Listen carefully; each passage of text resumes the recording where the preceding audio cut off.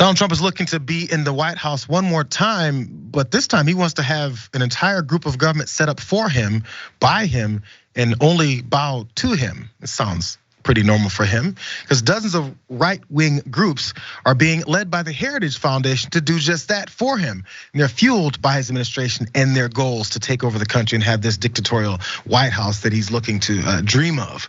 So let's go to details from the Associated Press. It was a nearly 1,000-page document called Project 2025. It's a handbook, and they say that an army of Americans is the idea behind to have the civic infrastructure in place to take on day one in the White House. They look to reshape and do away with what Republicans deride as the deep state bureaucracy. Think of deep state as we go through some of the details of this. In part by firing as many as 50,000 federal workers. Project 2025's nearly 1,000-page policy blueprint called Mandate for Leadership serves as a step-by-step guide for the incoming president, hoping that it's Trump, from proposing a comprehensive transformation of the Department of Justice to ending the FBI's efforts to combat the dissemination of misinformation. They want to stop the FBI from blocking misinformation. Only people that are spreading misinformation would want to do that. Still, though, it even includes plans to intensify the prosecution of individuals involved in providing or distributing abortion pills by mail. Let's just toss that in there as well, too. Why not? As Trump is doing this, he's zeroing in on a key target of retribution, government workers. That's the 50,000 he's looking to oust and replace with his own people. Again, helped out by the Heritage Foundation. He released a list of proposals to take down what many conservatives believe is a secret cabal of government workers who wield enormous power and work against Republicans. At the top of Trump's list is reinstituting an executive order known as Schedule F. It would reclassify tens of thousands of federal employees involved in policy decisions as at-will employees. It makes it much easier for Trump to just fire folks the same way that Elon Musk fired people randomly at Twitter, now X, and then starts destroying things and suiting it to just serve himself. It's a blueprint, so he's gonna go with it as well too. There's some Trump-era conservatives that wanna gut this administrative state. This sounds like he's trying to implement a deep state while he's talking about getting rid of a deep state. They've been talking about deep state since he first went down that stupid escalator and said he's gonna run for president of the United States, and then said, we're going after the deep state. Now they're going after the deep state, but they wanna implement their own. Odd how that works. Well, they'll tell you they're doing the opposite of exactly what they're doing, and enough idiots will listen to it. But by ousting these federal employees, they believe they're standing in the way of the president's agenda, and they replace him with like-minded individuals that'll do his bidding. A whole bunch of minions. What's your thoughts here, Ray?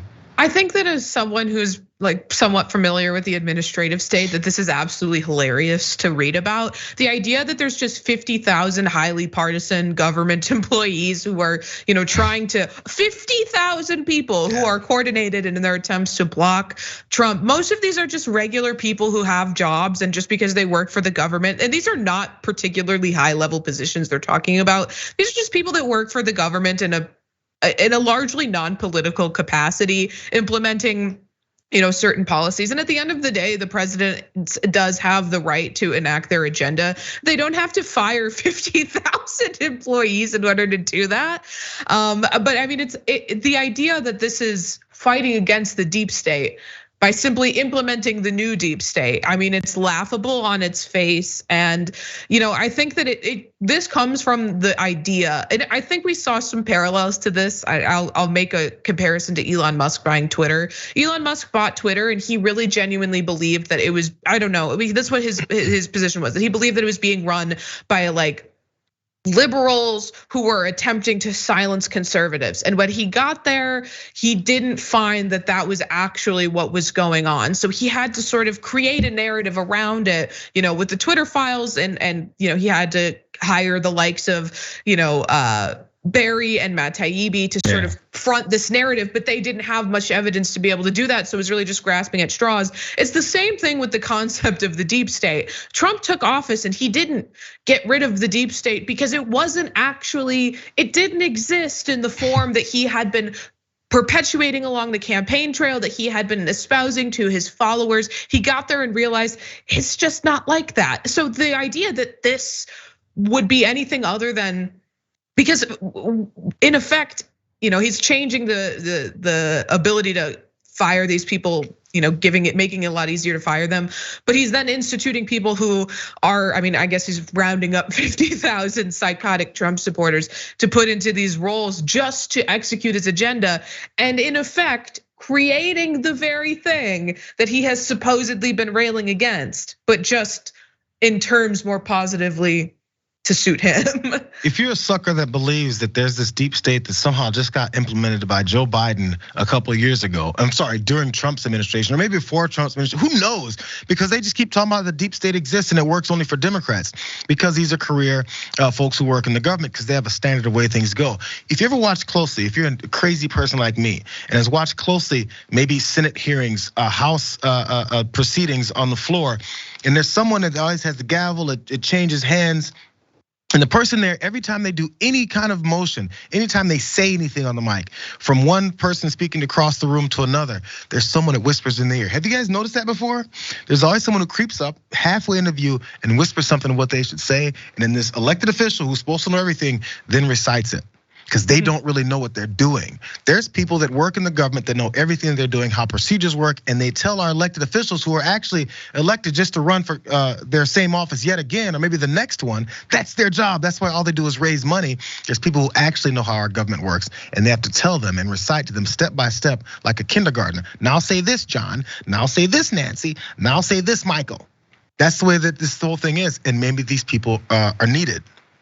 Maybe outside chance, until someone like an authoritarian figure like Donald Trump comes along and says, no, let's just do things my way, and I need a bunch of sycophants that tell me I can do it.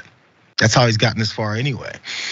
So because of some of the hurdles that he did have during that administration, when it comes to people within his administration, within the government, folks that he thought were on his side because they had an R next to their name, they blocked some of those things. They were like, this isn't normal process.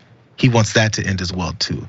He's just setting it up. So if Joe Biden has 50,000 unelected deep staters in his in government, why is it okay for Donald Trump to have it?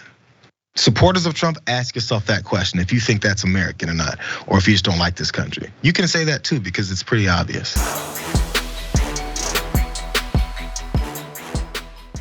For more political news breakdowns, interviews, stories of activism, and me trying my hardest to care about the occasional big celebrity news story, subscribe to our YouTube channel at youtube.com/The Damage Report. And you can ring the bell wherever it is so you don't miss anything.